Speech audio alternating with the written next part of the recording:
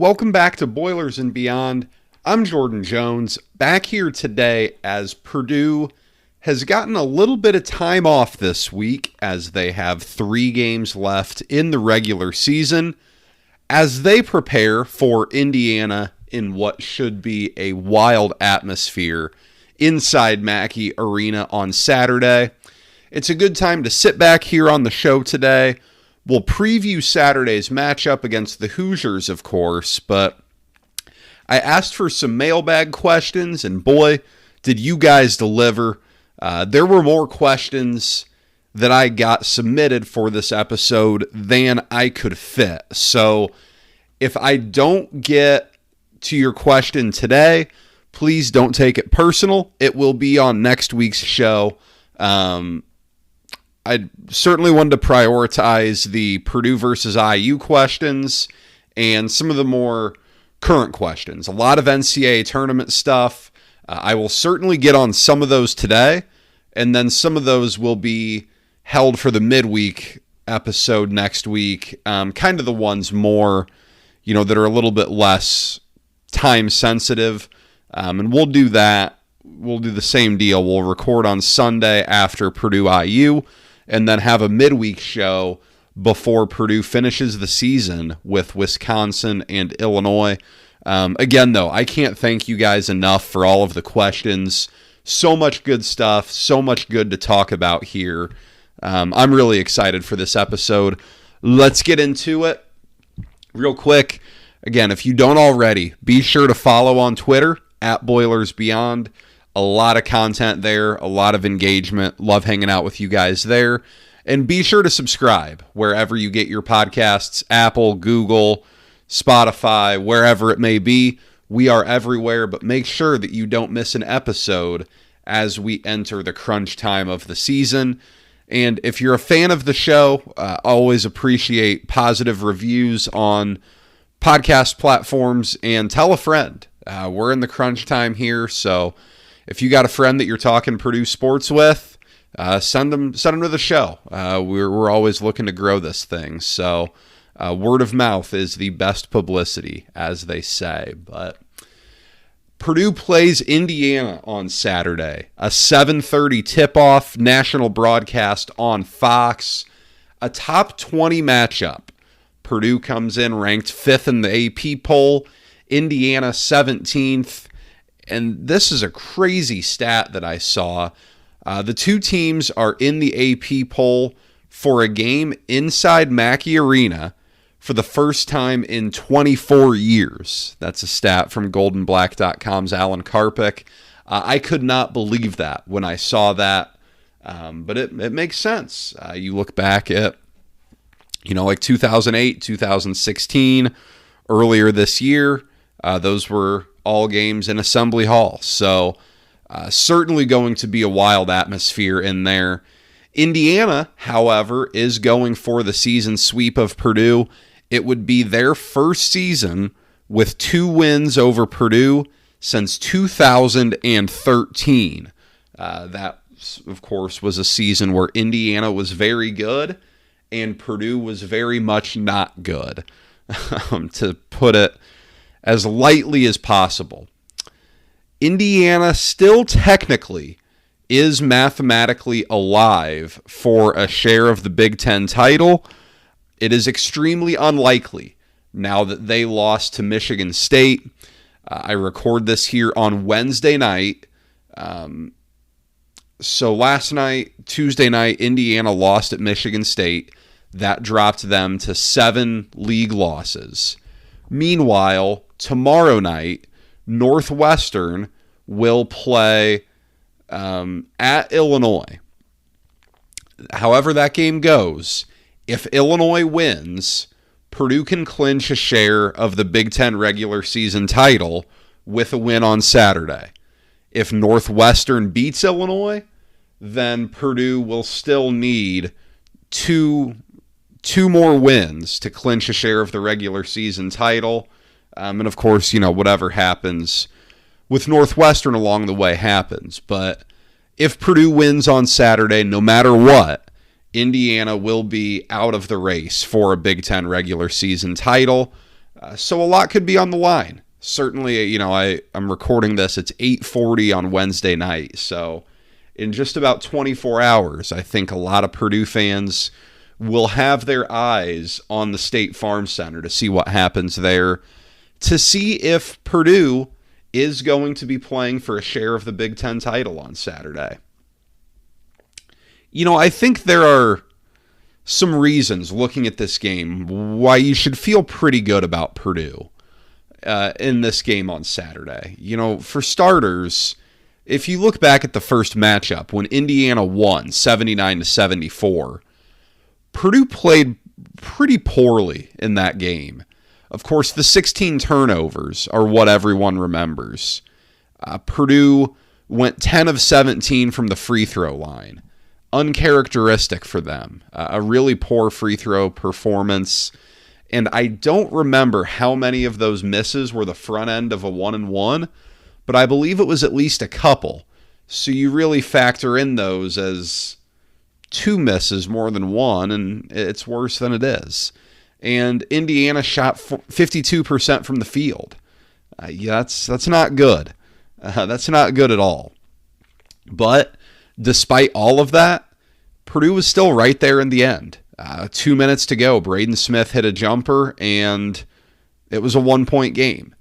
At that point, a 1-point game with 2 minutes to go, it's a bit of a coin flip. And Indiana came out on top. Indiana deserved to win that game.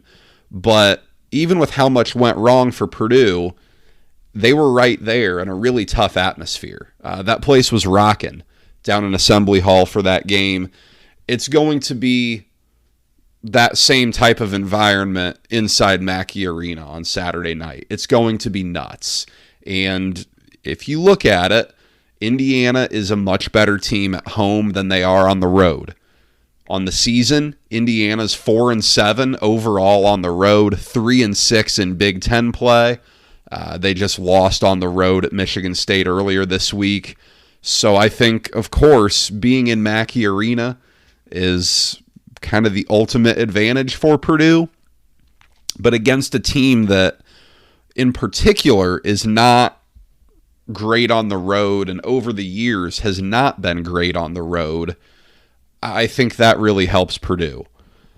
I think a little bit of time off is really nice here. Purdue, for most of the last month, they'd have played one more game than everyone else in the Big Ten. Of course, that's just the way the schedule works. There's nothing you can do about it. But it's nice now for Purdue that they get, 5 days between games, Monday through Friday, all no game. I know Matt Painter said they were going to get a couple days off in there, get rested up a little bit. Certainly Zach Edey's taken a beating. Braden Smith, Fletcher Lawyer, a little bit of time to rest. These guys are going through something they've never been through before. Mason Gillis, Caleb First, Trey Kaufman-Wren, they're taking shots down low too. So it's nice for Purdue to get a little bit of time to recharge, to rest up a bit. And then if you look at the other side, I can't claim to be an Indiana expert by any means, but I certainly talk to a lot of IU people, and some of the vibe is that they don't necessarily think that they're well rested. Their bench hasn't been what they want it to be lately. And ultimately, they worry that their guys are starting to wear down, that Trayce Jackson-Davis is starting to wear down. My guy Boiler Uniforms had the most absurd stat on Twitter this morning that in the Ohio State game, I think Zach Edey rested for 14 or 15 minutes. I think he played 25 or 26. But those 14 or 15 minutes that Zach Edey was subbed out is more time than Trayce Jackson-Davis has been subbed out in the entire month of February. That stat's almost unbelievable, but Indiana's asking a ton of him. He is delivered in every possible way, but, maybe if they're starting to wear down, this could be a nice situation for Purdue. Of course, that all is to be taken with a grain of salt because we know it is Purdue, Indiana. You can never feel too good or too bad going into this game because it's a rivalry game. I'm not always a fan of the old cliche that the records go out the window, but to a certain degree, anything's on the table when these two teams play. There's a whole lot of pride these guys are playing for. These Indiana players have never won inside Mackey Arena. You look at a guy like Trayce Jackson-Davis, who is in the top 5 in school history at Indiana in scoring. He would like to get a win in Mackey Arena. He doesn't want that, 0-4 inside Mackey Arena to be attached to his name forever. Indiana did some good things in that first game. They were able to disrupt Purdue. They were able to force a lot of those turnovers. They played a good game. Is Xavier Johnson going to be back? That's kind of the question on Twitter. He's certainly feeding into the speculation as much as he possibly can. I don't know. I have no clue. I have no inside injury sources there. But, overall, it's a game that I think Purdue should feel cautiously good about. It's one that if Purdue plays well, I think they're going to win. But ultimately, it represents a real possibility here that either Purdue is going to clinch a share of the Big Ten title with a win or move themselves within a game of it and potentially, clinch a share with a Northwestern loss somewhere along the road. They're in such a good spot that if you can take care of business, if you can get a win, you just have to be absolutely ecstatic. Starting off the Q&A here, I've got a number of Purdue IU questions. The first one, how does Purdue adjust to the way they guarded Trayce Jackson-Davis?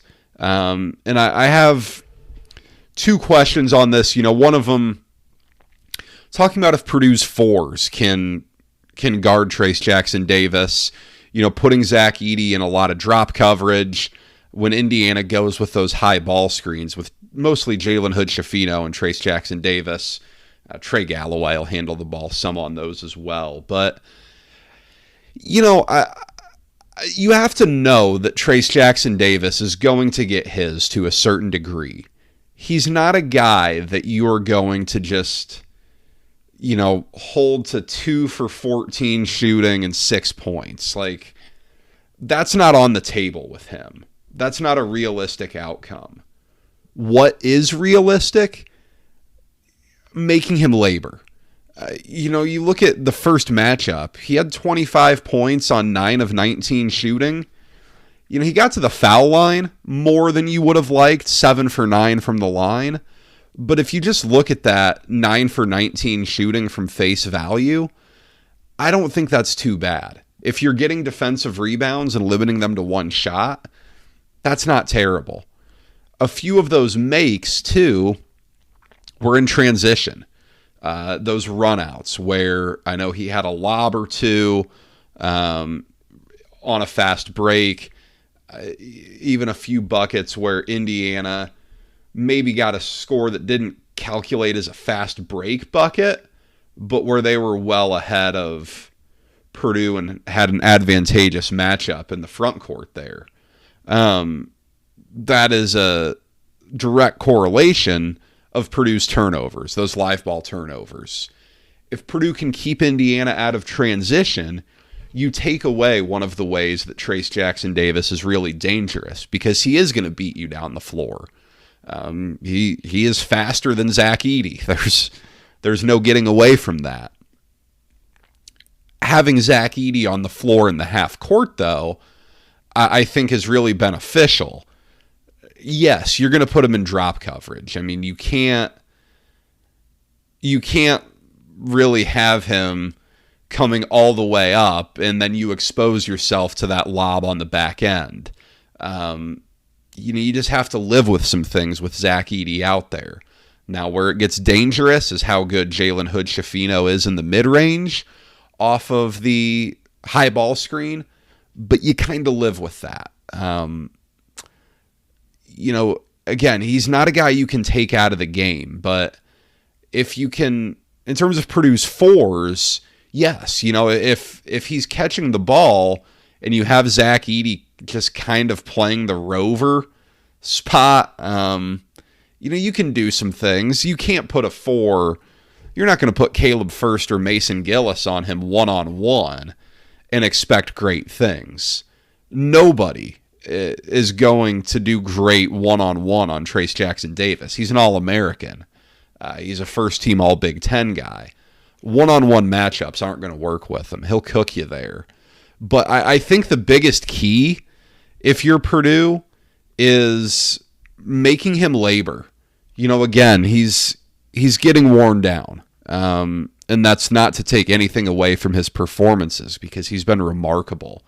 But I do think there's something to the observation that he is starting to wear down a bit. He's been asked to play absurd numbers of minutes. So if you can just make him labor, work really hard for everything he gets, work hard in the half court, then I think you feel good. And of course, you know what he wants to get to. He's good at getting to it, but he wants to get to that right block, and he wants to spin over his right shoulder to get in the middle to that left-hand jump hook. That's what he's trying to get to all game. If you can stop him from getting there, then you're in a great spot. But it's easier said than done against a guy that good. Additionally, you have to keep him off the glass. And that's where sometimes having Edey in drop coverage gets difficult because it's a little bit harder to find that box out when you're not necessarily guarding someone body to body. But you have to limit Indiana to one shot because Trayce Jackson-Davis is a really good offensive rebounder, and he's especially good at rebounding his own misses. He's really active there. I know that's a lot to answer, but long story short, just make him work for everything he gets. And if you can force him to be inefficient, then you're kind of winning that battle. I had this one. Would another loss to Indiana signify the end of Matt Painter's dominance over them? And I think it's a little complex. The short answer is probably. If you lose 3 of 4 to somebody, then yeah, saying you're dominant over them probably goes out the window. Now, overall, what Purdue's done in this rivalry is quite impressive. From 2000, the 08-09 season to present day, Purdue's lost, what would that be? 7 games to Indiana. 4 in the 2012, 2013. Yeah. They've lost 7 games to Indiana since Tom Crean took over at Indiana. So that's pretty good. That's, what is that? 14 seasons. You've lost a total of 6 games to Indiana. Purdue had a 9-game win streak in there. I want to say they had a 5-game win streak or so with the Baby Boilers. So Purdue's done pretty well there. But, yeah, if Purdue loses, dominance is probably a bridge too far. But what Purdue did for a while was quite impressive. It is a rivalry. These games are emotional. They're tough. To win 9 of them in a row, that's quite impressive. Some of those IU teams were remarkably underwhelming, but Purdue got the job done on them. I think a lot of what has happened has to do with Indiana. It also has to do with Purdue. Purdue's been really good over the past decade and a half, but Indiana's been kind of floundering. If a team's just solid, it's really hard to dominate them when you're going on the road in the Big Ten, and just the number of moving pieces, it gets tough. But, Purdue's done a nice job. as a whole since Tom Crean took over. But, right now, Indiana is as competent as they've been since the 2015-16 season. So, yeah, dominance would be a bridge too far if Purdue loses on Saturday. Maybe it's a bridge too far right now, but I think, pretty clearly Purdue is in a really good spot as a program. And most certainly they have accomplished a lot more in this time frame that you're referring to than Indiana has. Had one as well. If Purdue loses to Indiana but gets a share of the Big Ten title, is the season a failure? No. I would say no to this. I think any season in which you get a share of the Big Ten title, and I say this before any NCAA tournament results are in, just going off the regular season alone, any season where you get a share of the Big Ten title, pretty hard to consider that a failure. It's not an easy league. I know it's not the most top-heavy Big Ten this year, but it's still not a cakewalk to get a share of the Big Ten title. So no, I would not classify it as a failure. Again, it's hard to talk about preseason expectations now that we're 28 games into the season and have quite quickly found out that Purdue was a little better than we thought they'd be. But no, it would not be a failure. Would it maybe be a disappointing end to the regular season to not have closed it out with an outright title? Yeah, it probably would be a bit of a disappointing end. But, if you're finishing 26-5 or 25-6 with a share of a conference title, boy, I think it's hard to call that record a failure almost no matter how high your expectations were, but certainly not with where Purdue's were. A few player questions here. What does Fletcher Loyer need to do to get going? Obviously, he's been cold of late. I don't have the stats in front of me of what he's been over the last 10 games or so, but it's down in the 20%, and it might even be the low 20%. He's been cold. I think having this week off here, he's a guy who it could really help. If you look at a report from last weekend from Jeff Goodman, who was in West Lafayette, he talked about Fletcher Loyer battling a calf injury a little bit. That would make some sense. Again, it's a long season for these freshmen. This is not what they're used to doing. This is much different for Fletcher Loyer this year than it was playing in the Summit Athletic Conference last year. It is a big difference when you are playing, like last week, when you are playing Maryland on a Thursday and Ohio State on a Sunday, than it is playing Columbia City on a Wednesday and Fort Wayne on a Friday. A complete different world. So, is he wearing down a little bit? Yes. Teams are being very physical with him. That's something he's probably not used to. Intense level of basketball. But I think also you just kind of hope it's a water finds its level type of situation. Fletcher Loyer's a better three-point shooter than his numbers indicate. He's sitting right at 33% right now. I think he's a better three-point shooter than that. It's obvious to everyone that he's a better three-point shooter than that. Maybe he's due to get hot, but what does he need to do? I just think maybe this week could really help. He's getting good looks. He's not taking a lot of bad shots, but, if you can, and he's trying, he's doing a decent job of it. Get inside, score where you can, and those open three-point looks will come. And eventually, they're going to start falling. Who is Purdue's most important bench player for the Indiana game? This one said, I'd opt to say David Jenkins Jr. because many times this season, Braden Smith has been gassed late in games. If Jenkins can relieve him, I think that'd be huge. I'd probably agree with that. You look at what Indiana's going to do. They're going to pressure the ball hard. Whether they go with a full court press, I don't know.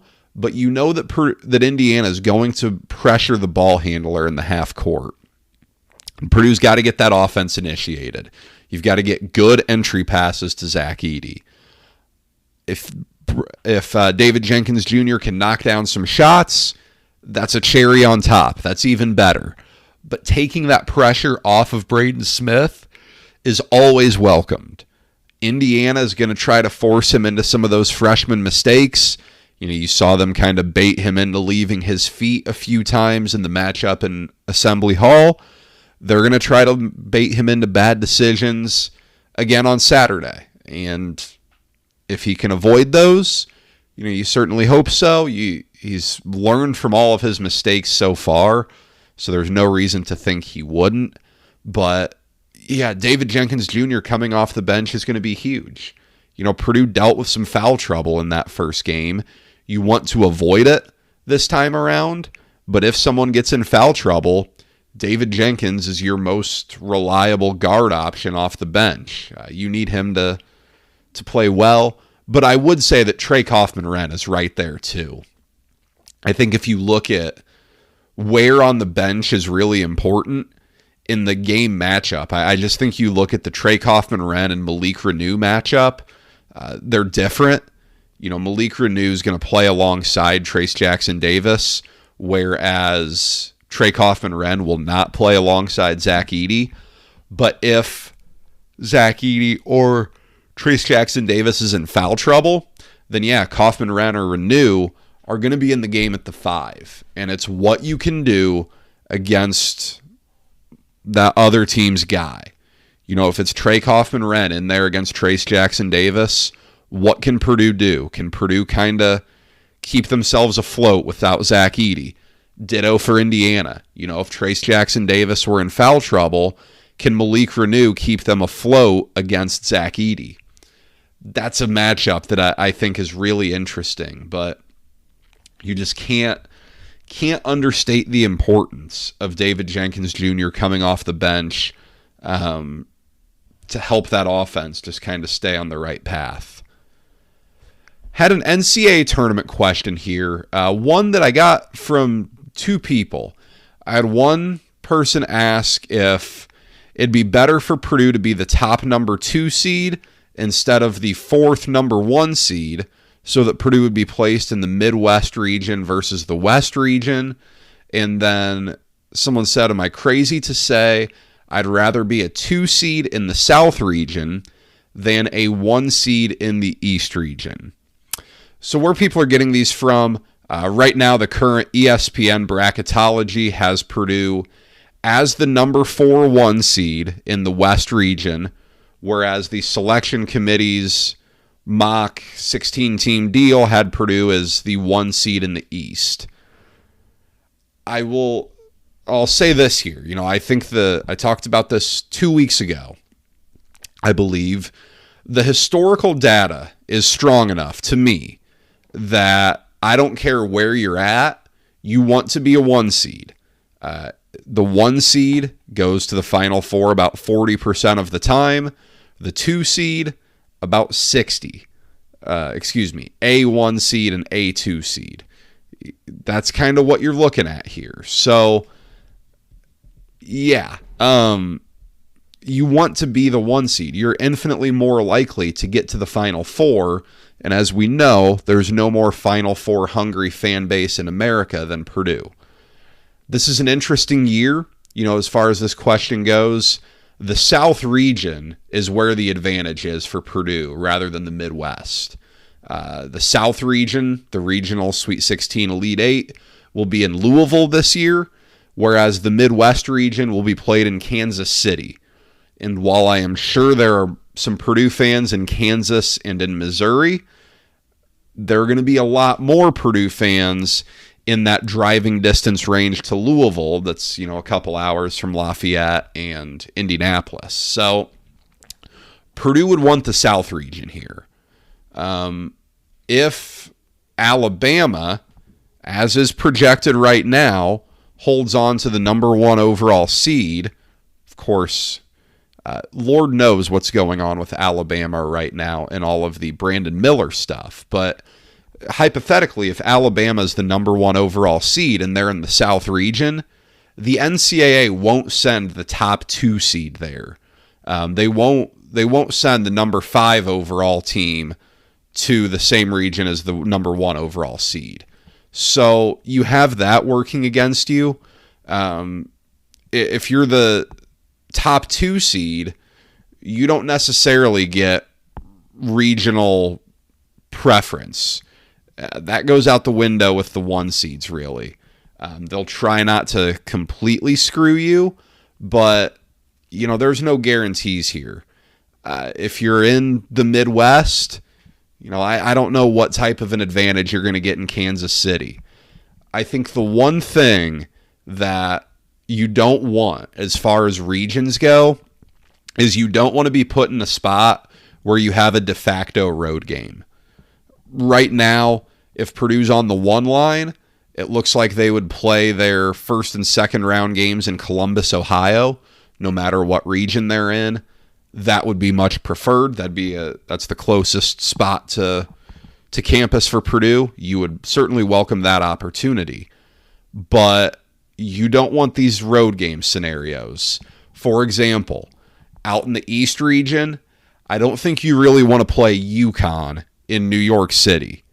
If you're in the Midwest region and things shake up a little differently, you don't want to play Kansas or Kansas State in Kansas City. You don't want that.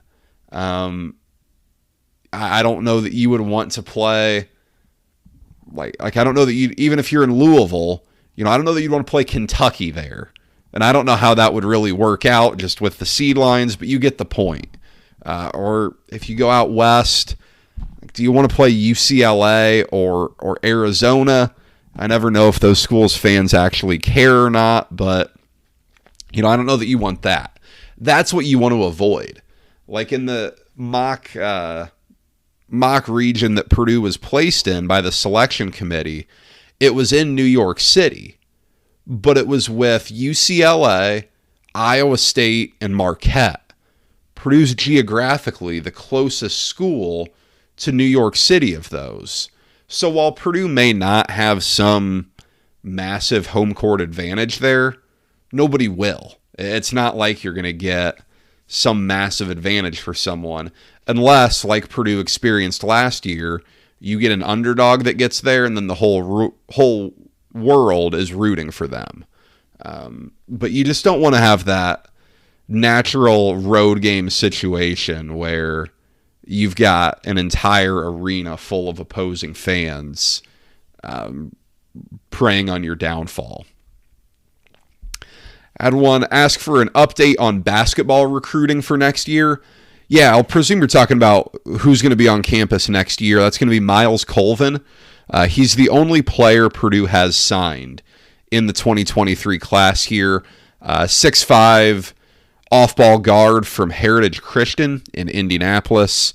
Of course, the Colvin last name, quite famous in Purdue athletics. He's the son of Roosevelt Colvin, former Purdue defensive end, and I believe he won a Super Bowl in the NFL. Longtime NFL player. His sister is a volleyball player at Purdue. Very athletic genes with Miles Colvin. He's the only player coming in out of the high school ranks. I will definitely talk about him in more detail over the summer and how he slots in. But he's someone who I think projects as competing for playing time. He's very athletic, very good athlete. Now, the structure of a college offense is going to be different than what he does at Heritage Christian. It's going to be a big adjustment just from a competition level standpoint. He's done some nice stuff in USA basketball, played in some good events there. Matt Painter was really high on Miles Colvin. When he signed, Matt Painter comments on the signees, and he really had nothing but glowing things to say about Colvin. said he thought he's either said a top 20 or top 25 player in that class. So someone to be excited about for sure. I think as far as recruiting goes, that's going to be it for 2023. They have two commits in 2024. Jack Benter from Brownstown Central and Cannon Catchings from Brownsburg. As far as next year goes, though, I would think that Purdue will look in the transfer portal for a backup point guard to replace David Jenkins Jr. I think it is going to be remarkably difficult to find a fit. Maybe I'm wrong. Maybe they'll find someone. I don't think they're going to compromise to get a guy in. But, how many guys are going to be out in the transfer portal who are capable of playing in the Big Ten that are going to be willing to accept a role of like 10 minutes a game behind Braden Smith, 12 minutes a game behind Braden Smith? I don't know that you're going to find a ton of guys like that. So I suspect that, Purdue's going to have a pretty continuous roster here. You will lose David Jenkins Jr., whether you lose Zach Edey or not. Time will tell. We'll talk about that once the season ends. But yeah, Miles Colvin comes in, and then we'll see what happens out of the transfer portal. I wanted to answer this one today because it's got to do with where Purdue projects now, and that is, would a loss on Friday of the Big Ten tournament drop Purdue from a 1 seed? Now, I presume this is under the assumption that Purdue wins its next 3 games, that it defeats Indiana, Wisconsin, and Illinois, because if it loses one of those games, then I think that conversation is getting really, really heated up to the point where a loss on Friday of the Big Ten tournament probably would drop Purdue from a 1 seed. But if Purdue can do that, if Purdue can win out, which is easier said than done, it's going to be difficult for Purdue to do that. Then if Purdue's going to the Big Ten tournament at 27-4, you can probably feel pretty good about a 1 seed. Losing on Friday's not ideal. Now, I was looking at the bracket hypothetical projection today, and that 8-9 game was Rutgers, Maryland, which I don't think Purdue wants to see at all. That doesn't scream promise, but if you can go 3-0 here, then you should feel good about being a 1 seed going into the Big Ten tournament. Now, of course, again, as I always disclaim, when it comes to seeding stuff, this is all relative. What are these other teams doing? How does Alabama handle all this drama? Does Houston slip up and lose to someone in the AAC? Kansas, they're on fire. They've got 14 quad 1 wins. That's the most absurd resume statistic I've ever seen. They're probably safe, but you go down to the 2 line. How about Texas, Arizona, UCLA? What do these teams do? So it's all relative. You don't want to lose on Friday. I think if you win your next 3 and you get to Saturday of the Big Ten tournament, you can Sharpie Purdue in as a 1 seed. It just depends which region they'll be in. Where would you rank the Big Ten in the Power 6 this season? I'll probably go second. Clearly the Big 12 is number 1. They're a remarkable league this year. The Big Ten's really deep. Outside of Minnesota, and I guess you put Ohio State in this conversation now as well, but outside of those 2, everyone's tough. I mean, look at what Nebraska's doing right now. Casey Tominaga is just carrying them, and they're competitive. They're beating good teams. They just beat Maryland. They've beat some good teams. So I think the Big Ten is probably the second best league. I know Ken Palm agrees with me.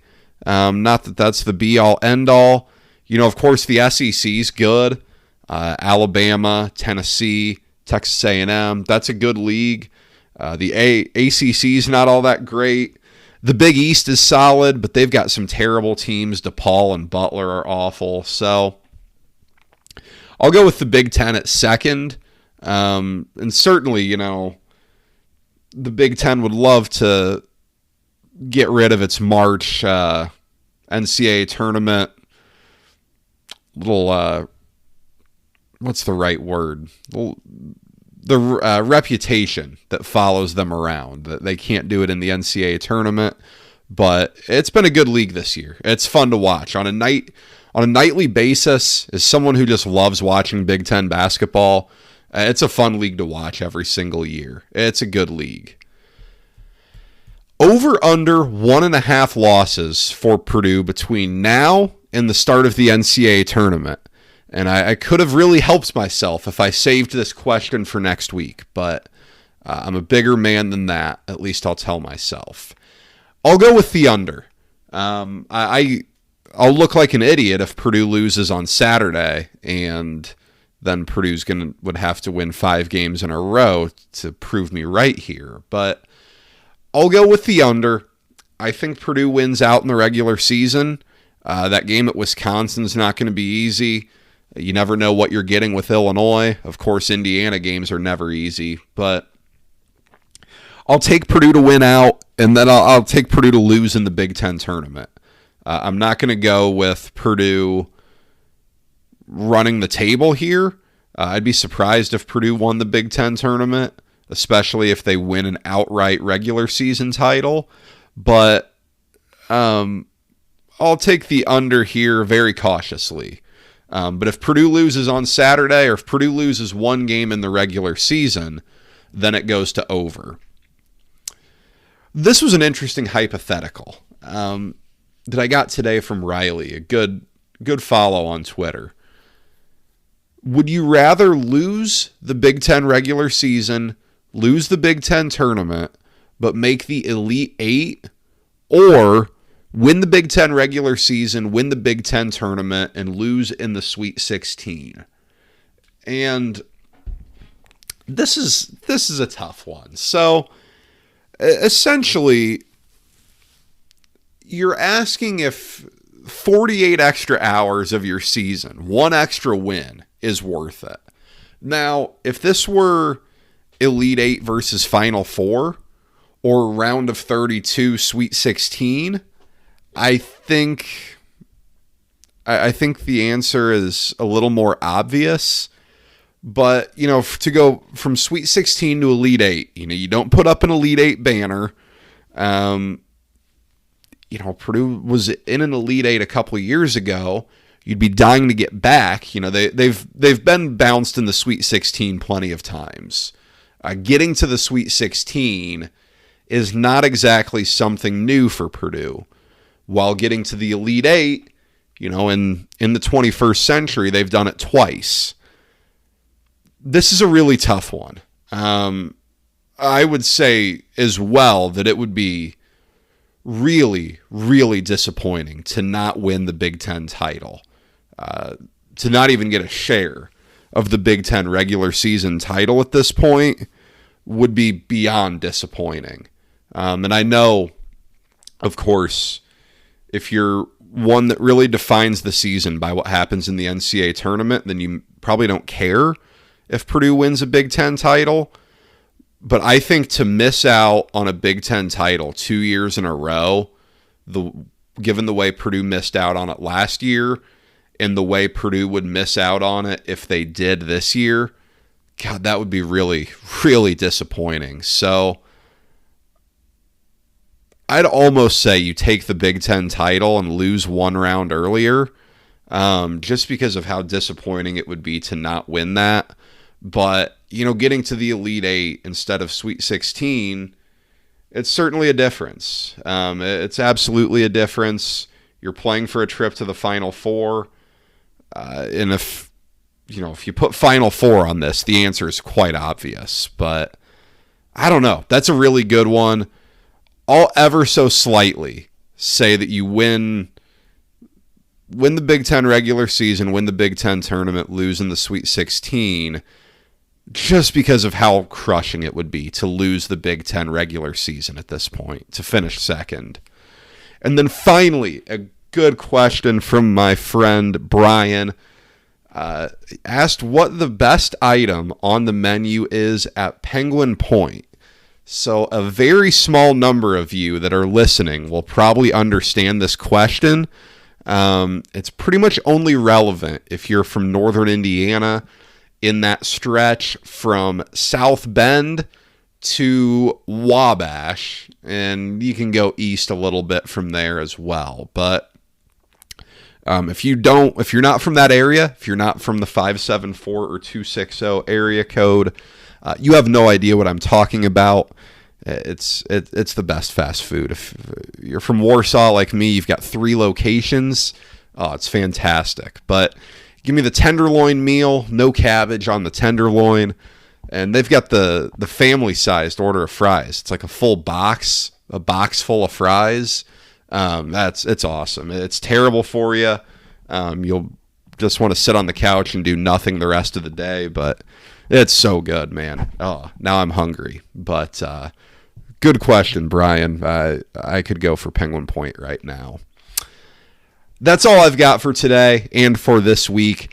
Again, thank you for spending time with me, and a huge thank you to those of you who sent in questions. I really appreciate it. These are so much fun. I love doing the Q&A stuff. If your question didn't get answered today, again, fear not. It'll get answered next week. I promise. But if you think of new questions, send them over to me on Twitter. That's @BoilersBeyond. Be sure you're following there. Subscribe wherever you get your podcasts so that you don't miss anything. Again, 2 episodes per week from now until whenever Purdue's NCAA tournament run ends. Be sure to subscribe so you don't miss it. I'll be back here on Sunday after the Purdue-Indiana game.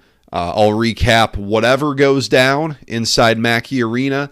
We'll look at whatever the realities are in the Big Ten race and in the national landscape at that point. We got plenty to talk about, and that'll put us right towards the end of February. That'll be Purdue's last game in February. So after the IU game, those games are in March. Until then, guys, I'll be back here Sunday. But until then, enjoy that game Saturday night and take care.